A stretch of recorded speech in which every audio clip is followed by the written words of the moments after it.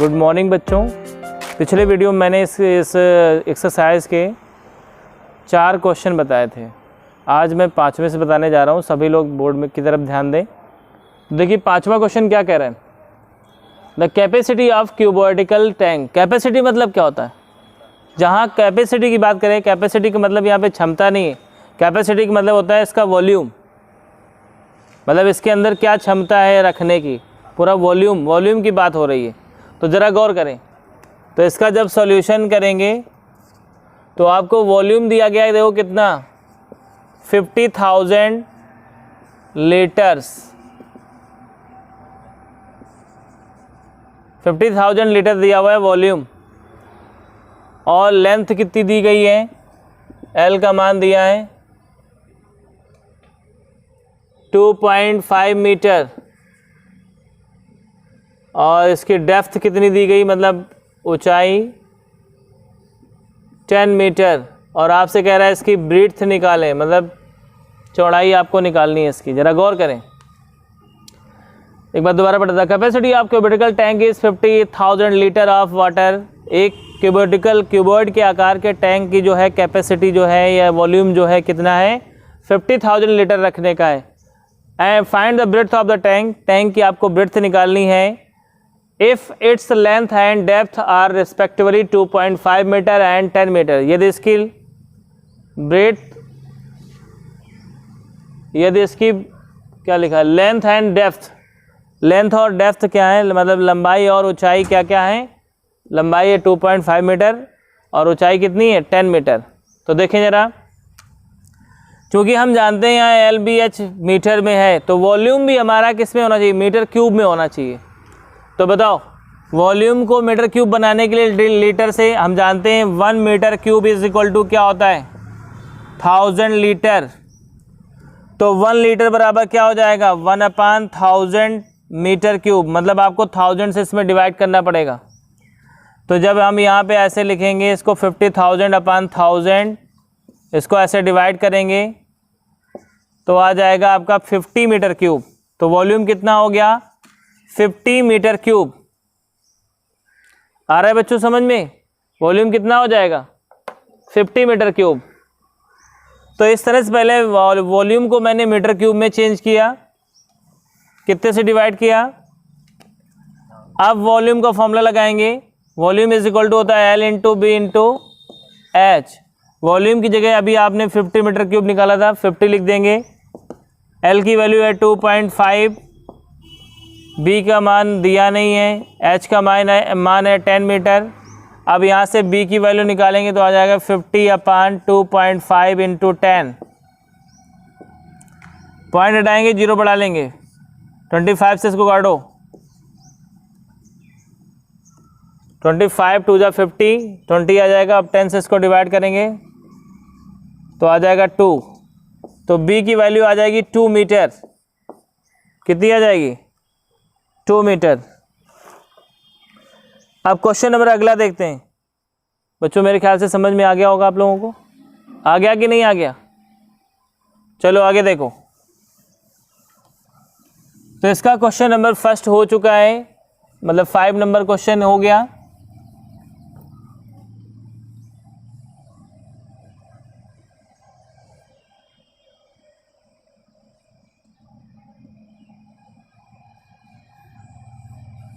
अब देखते हैं क्वेश्चन नंबर 6 की तरफ।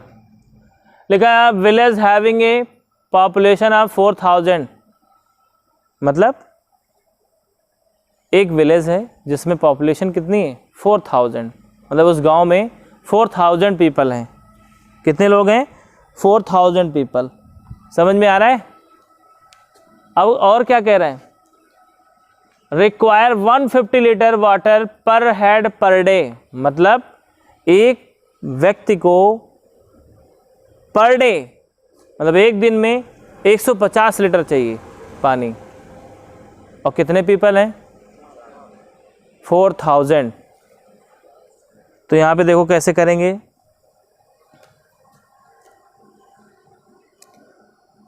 लिखेंगे the water required for 1 people या 1 पर्सन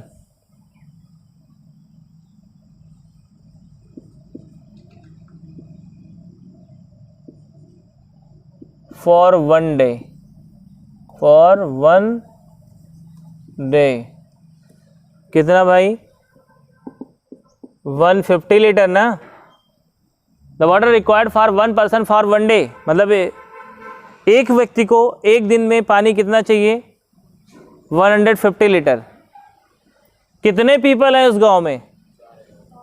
तो लिखेंगे the water required for 4000 people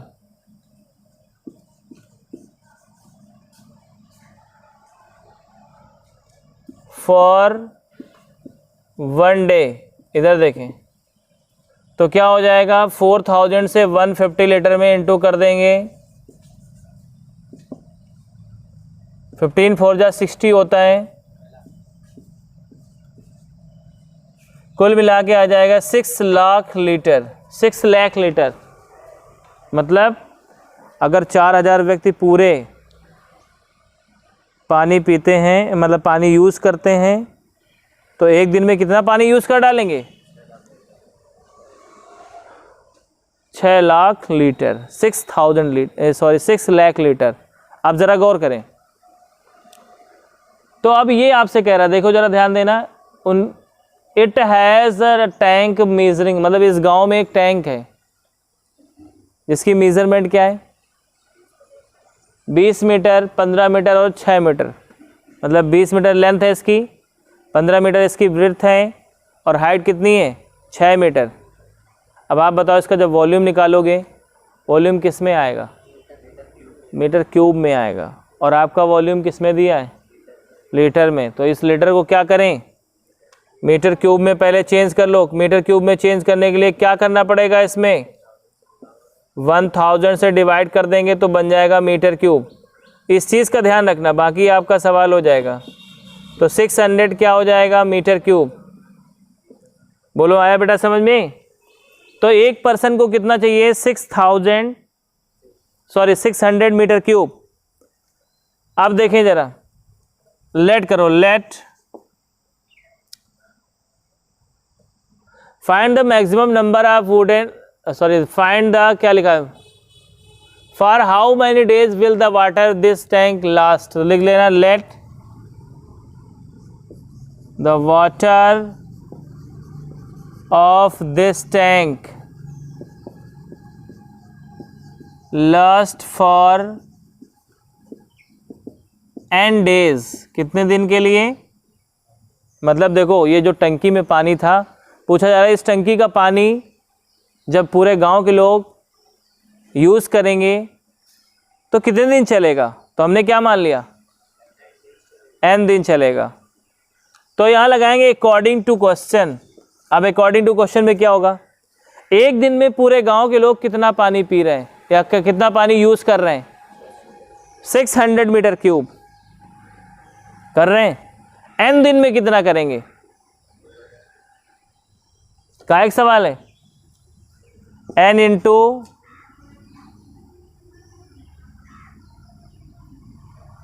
600 metre cube is equal to, बताओ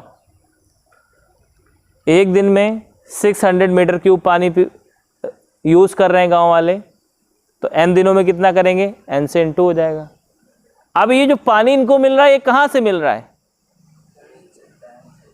टैंक से। जो टंकी उनके गांव में है, उस विलेज में जो टैंक है, उस टैंक से मिल रहा है। तो इसका मतलब ये जो पानी यूज़ कर रहे हैं ये लोग n दिनों में, वो पानी उस टैंक के वॉल्यूम के बराबर होना चाहिए कि नहीं? तो यहाँ पे लिख देंगे वॉल्यूम ऑफ टैंक। अब वॉल्यूम ऑफ टैंक जब हमने लिख दिया तो वॉल्यूम ऑफ टैंक क्या होता है? L into B into H होता है। n की वैल्यू निकालेंगे तो यहाँ पे LBH लिखेंगे। L कितनी देखो दी गई 20 मीटर, B कितना दिया है 15 मीटर, H कितना दिया है 6 मीटर, अपान में 600। 2 3 जा 60, 15 2 जा 30, 2 3 जा 6, n की वैल्यू कितना आ गया 3, मतलब कितने दिन चलेगा 3 डेज चलेगा।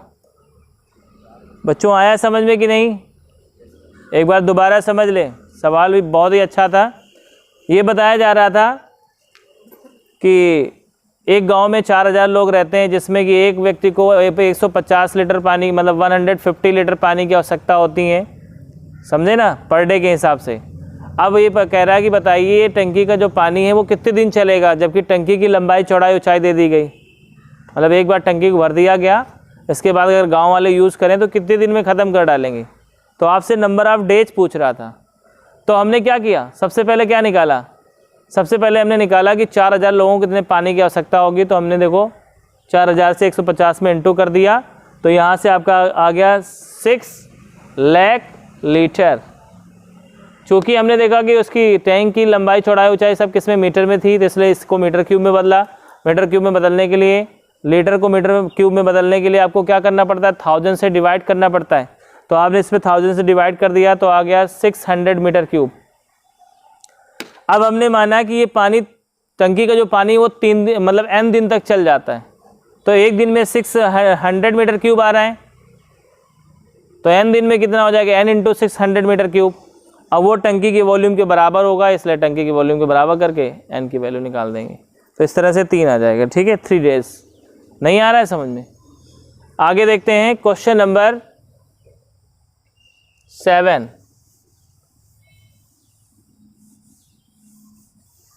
क्वेश्चन नंबर 7 भी बहुत इंपॉर्टेंट है।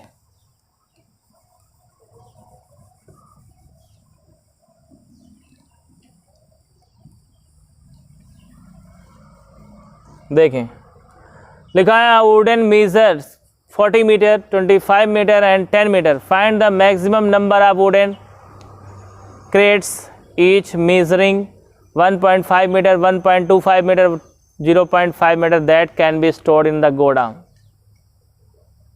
भैया एक गोडाउन है, गोडाउन समझते हो? गोडाउन मतलब गोदाम। आपने देखा होगा जैसे कहीं पटरे वगैरह चिरते हैं तो वहाँ पे एक गोदाम बनाते हैं जिसमें बहुत सारे पटरे रख दिए जाते हैं, है ना। गोदाम की लंबाई चौड़ाई ऊंचाई दी गई है आपको, देखो गोदाम की क्या दी जा रही, लंबाई चौड़ाई ऊंचाई। तो देखिए इधर, फॉर गोडाउन, गोडाउन के लिए बताओ L का मान कितना, L1 मानो 40, B1 मानो क्या 25 मीटर, H1 मानो 10 metre. For wooden crates,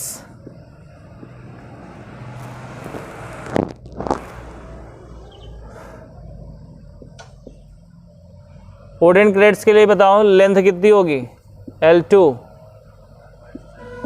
1.5 metre और B2 1.25 मीटर और H2 0.5 मीटर। नहीं आ रहा है समझ में? इस तरह से कर लोगे? अब आप लोग मुझे बताओ, एक और लेट कर लो, let n crates can be stored. ये हमने मान लिया, n crates can be stored.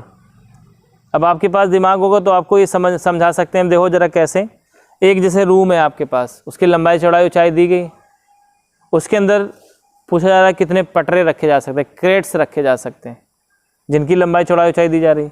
तो हम मान लेते हैं n क्रेट्स रखे जा सकते हैं। क्रेट्स क्या करेगा, कमरे में पूरी जगह घेरेगा ना, लेंथ भी घेरेगा, ब्रेड्थ भी घेरेगा, हाइट भी घेरेगा, मतलब वॉल्यूम। तो हमने मान लिया इसमें n क्रेट्स रखे जा सकते हैं, मतलब n पटरे रखे जा सकते हैं। तो n पटरों का जो वॉल्यूम होगा उस रूम के वॉल्यूम के बराबर होगा कि नहीं होगा, क्योंकि उस रूम में वो रखे जा सकते हैं। और रूम में क्या होता है, जगह होती, और जगह है तो उसको क्या बोलते हैं, वॉल्यूम। रूम के अंदर क्या होता है, लेंथ होता है, ब्रेड्थ होता है और हाइट भी होती। तो क्या होता है उसमें, वॉल्यूम। उस वॉल्यूम में कोई दूसरा वॉल्यूम डाला जा रहा है, क्रेट्स डाले जा रहे हैं, तो उतनी जगह तो घेरेंगे जितनी जगह उसमें होगी, है कि नहीं। तो हम मान लेते हैं एन क्रेट्स उसमें रख दिए गए, तो एन क्रेट्स का वॉल्यूम क्या होगा, उस पूरे कमरे के वॉल्यूम के बराबर होगा। तो यही अकॉर्डिंग टू क्वेश्चन लिखेंगे। और क्या लिखेंगे, according to question volume of N crates equal to volume of room. ये दिमाग में विचार हमारे कैसे क्यों आया, क्योंकि भाई कमरे में जगह है, उसी जगह में पटरे रखने हैं। और कह रहा कितने पटरे रखे जा सकते हैं, तो उतने रखे जा सकते हैं जितनी उसमें जगह, तो दोनों के वॉल्यूम से होंगे ना, इस वजह से मैंने वॉल्यूम सेम कर दिया। अब भाई एक पटरे से पूरी जगह तो नहीं घिरेगी, तो मान लिए एन इसमें क्रेट्स रखे जा रहे हैं। अब देखिए एन इंटू एक का वॉल्यूम क्या था, 1.5 लेंथ, 1.25 ब्रेड्थ और 0.5 हाइट, और यहाँ पे लेंथ कितना 40 मीटर, 25 मीटर और 10 मीटर। यहाँ से n की वैल्यू निकालनी, तो क्या करेंगे, ये जो n की वैल्यू निकालनी इसको क्या करेंगे जल्दी बताओ, जो इधर इंटू में इधर जाकर किसमें चले जाएंगे, डिवाइड में। तो ये हो जाएगा 40 25 इंटू 10 अपान में 1.5 1.25 इंटू 0.5। सबसे पहला काम पॉइंट हटा के जीरो बढ़ाते जाना, 2 जीरो यहाँ पे पड़ेंगे, ऐसे आया समझ में। तो हमने देखो यहाँ पे 4 जीरो और बढ़ा दिए, इनके पॉइंट ख़त्म कर दिए। अब इसके बाद काटना है हमको। चलो भाई देखते हैं।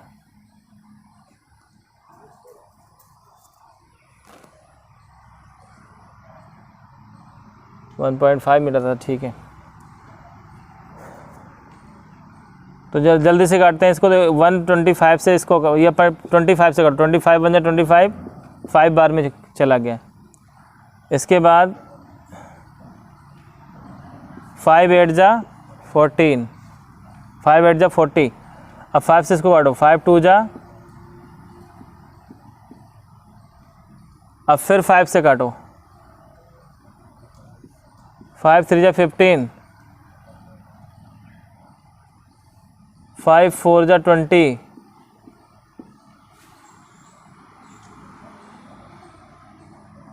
n की वैल्यू कितनी आ गई,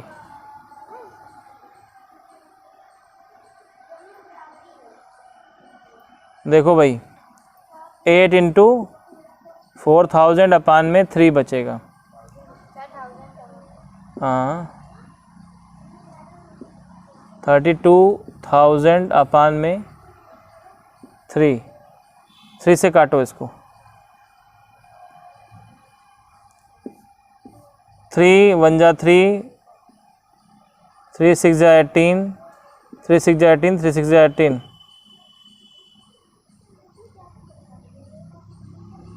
3 1 जा 3, 3 6 जा 18, 3 6 जा 18, 3 6 जा 18 पॉइंट कुल मिला के आ जाएगा 10,667, क्योंकि पॉइंट में नहीं रखा जाता, ठीक है।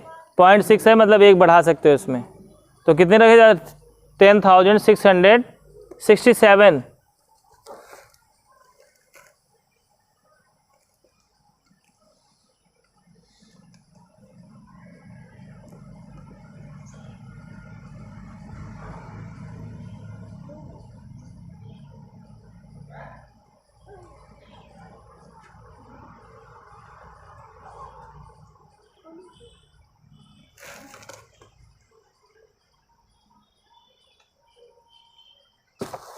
ठीक है बेटा, इतना आ जाएगा, इतने क्रेट्स।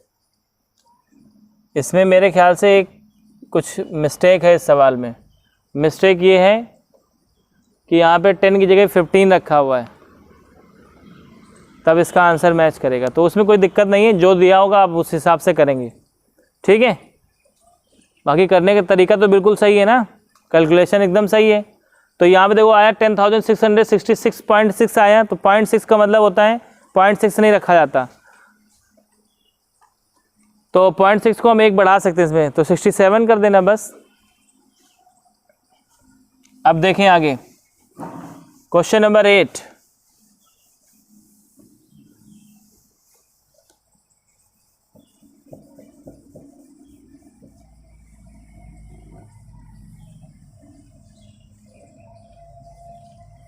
बेटा करना ऐसे ही है, अगर उस जगह नंबर अलग हो तो अपना कर लेना, ठीक है, करा ऐसे ही जाएगा। A solid cube of side 12 cm is cut 8 cubes into equal volume. देखिए अ सॉलिड क्यूब है, उसकी साइड कितनी है, तो ए मान लेना इसको A1 बराबर दिया है 12 cm। और जो 8 नए क्यूब्स बनाए जा रहे हैं इसी को काट करके, तो उसकी साइड को A2 मान लेना। A2 ही आपसे पूछ रहा है, ध्यान दो जरा बच्चों। आप लोगों से मेरा एक क्वेश्चन है, जैसे एक बड़ा सा क्यूब होता, उस क्यूब को छोटे छोटे टुकड़ों में, छोटे छोटे क्यूबों में 8 क्यूब में तोड़ दिया जाता, 8 क्यूब्स में तोड़ दिया जाता। तो आप मुझे बताएं इन दोनों चीज़ों में क्या सेम रहता। जैसे एक बर्फ़ी का पीस है, मतलब बर्फ़ी का एक पीस है, बड़ा सा था, 4 लोगों में काट के दे दिया गया, तो चारों टुकड़ों का जो वॉल्यूम है वो पूरे पीस के वॉल्यूम के बराबर होगा कि नहीं होगा, बताओ। चारों टुकड़े जितना जगह घेरेंगे उतना वो अकेला पूरा पीस सिंगल जब था तब नहीं घेरेगा उतना ही। वही हाल इसका है, एक क्यूब था बड़ा सा, उसको काट के छोटे क्यूब बनाए गए, तो दोनों मतलब 8 क्यूब बनाए जा रहे हैं, तो 8 क्यूब का जो वॉल्यूम होगा वो उस बड़े वाले क्यूब के वॉल्यूम के बराबर नहीं होगा। जब भी किसी चीज़ से कोई चीज़ काट के बनाई जाती है तो उस कंडीशन में क्या होता है, वो वॉल्यूम सेम रहेगा। तो यहाँ पे वॉल्यूम सेम रहेंगे दोनों को, तो अकॉर्डिंग टू क्वेश्चन लिखेंगे, अकॉर्डिंग टू क्वेश्चन। देखो क्वेश्चन क्या कहता है, तो ये हो जाएगा volume of 8 cubes equal to volume of large cube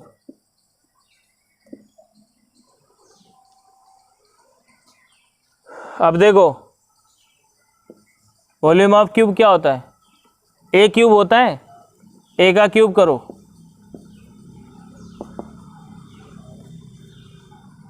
sorry यहाँ पे तो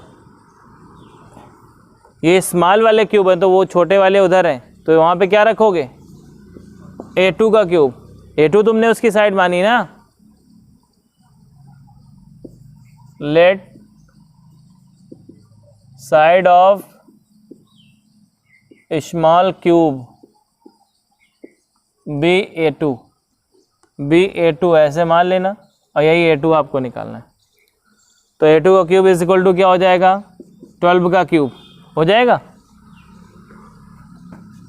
अब यहाँ पे A2 का क्यूब निकालेंगे, 12 इंटू 12 इंटू 12 अपान में 8 आ जाएगा। काटो इसको, 2 2 जा 2 4 जा 8, 2 6 जा 12, 2 6 जा 12, 2 2 जा 4। अब देखो A2 क्यूब बराबर क्या आ गया, 6 इंटू 6 इंटू 6, तो A2 बराबर क्या हो जाएगा, क्यूब रूट लगा देंगे यहाँ पे, 6 इंटू 6 इंटू 6, तीनों का पेयर बन रहा है, इसको बाहर निकाल लेंगे तो A2 बराबर क्या आ जाएगा, 6। इस तरह से नहीं आया समझ में, आ गया। तो इस तरह से A2 बराबर तुम्हारा क्या हो जाएगा, 6 सेंटीमीटर। तो इस वीडियो लेक्चर में बच्चों मैंने आपके लास्ट के क्वेश्चन, इस एक्सरसाइज के क्वेश्चन नंबर, एक्सरसाइज कौन सी थी ये 13.5 के लास्ट 4 क्वेश्चन करे हुए हैं। अगर इनमें कोई समस्या आती है तो आप कमेंट करके हमें ज़रूर बताएं। Okay, bye bye, have a nice time.